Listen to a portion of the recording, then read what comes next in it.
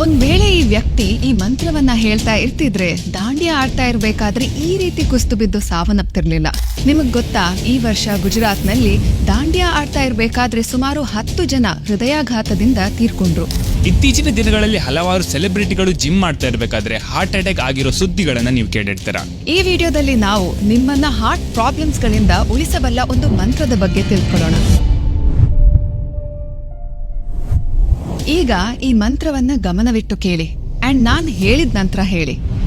ವಿಠ್ಠಲ ವಿಠ್ಠಲ ಅಲ್ಲ, ಅದು ವಿಠಲ ಅಲ್ಲ, ವಿಠ್ಠಲ. ಈಗ ನನ್ ಜೊತೆ ಇದನ್ನ ಗಟ್ಟಿಯಾಗಿ ಹೇಳಿ.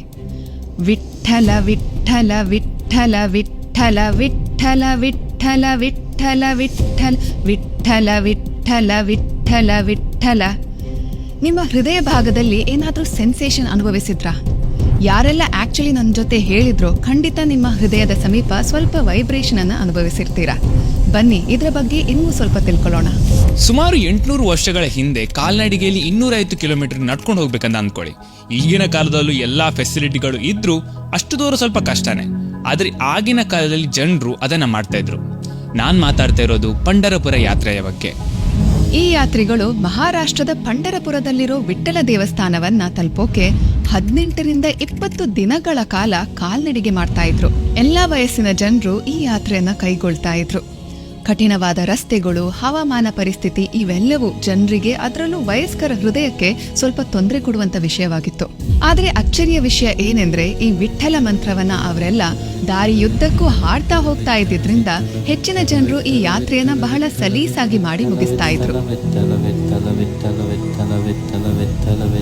ಇದನ್ನ ನೋಡಿದ ಕೆಲವು ರಿಸರ್ಚರ್ಸ್ಗಳು ಈ ಯಾತ್ರಿಗಳಿಗೆ ಈ ಶಕ್ತಿ ಎಲ್ಲಿಂದ ಬರ್ತಾ ಇದೆ ಮತ್ತು ವಿಠ್ಠಲ ಅನ್ನೋ ಶಬ್ದಕ್ಕೂ ನಮ್ಮ ಹೃದಯಕ್ಕೂ ಏನ್ ಸಂಬಂಧ ಇದೆ ಅಂತ ತಿಳ್ಕೊಳ್ಳೋಕೆ ಒಂದು ಸ್ಟಡಿಯನ್ನ ಕಂಡಕ್ಟ್ ಮಾಡ್ತಾರೆ. ಅವರ ಈ ಸ್ಟಡಿಯಲ್ಲಿ ನಾಸ್ತಿಕರು ಮತ್ತು ಆಸ್ತಿಕರನ್ನ ಸೇರಿಸಿ 20ರಿಂದ 60 ವರ್ಷದ 30 ಜನ ಇಡ್ತಾರೆ. ಈ ಟೆಸ್ಟ್ ನಲ್ಲಿ ಭಾಗಿಯಾದವರು ವಿಠ್ಠಲ ಮಂತ್ರವನ್ನ 9 ನಿಮಿಷಗಳ ಕಾಲ ಜಪಿಸ್ತಾರೆ. ಜಪಿಸುವ ಮೊದಲು ಹಾಗೂ ಕೊನೆಗೆ ಅವರ ಬ್ಲಡ್ ಪ್ರೆಷರ್, ECG ಮತ್ತು 2D ಎಕೋಗಳನ್ನ ಪರಿಶೀಲಿಸಲಾಗ್ತಾ ಇತ್ತು. ಈ ಸ್ಟಡಿ 1 ವರ್ಷಗಳ ಕಾಲ ನಡೆಯುತ್ತೆ.